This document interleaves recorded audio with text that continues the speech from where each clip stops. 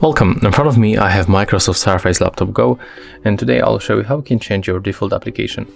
And at first you have to go for the settings, next pick apps, right now tap on the default apps, and for example we can change the email application.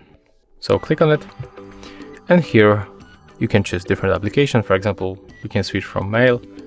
It's actually recommended for Windows 10, but you can go for the Microsoft Edge or Outlook. So when you tap on it once, it will be automatically changed. You can also download different apps by tapping here from the Microsoft Store. And as you can see, it's very simple. And if you find this tutorial useful, remember to leave a like, comment and subscribe to our channel.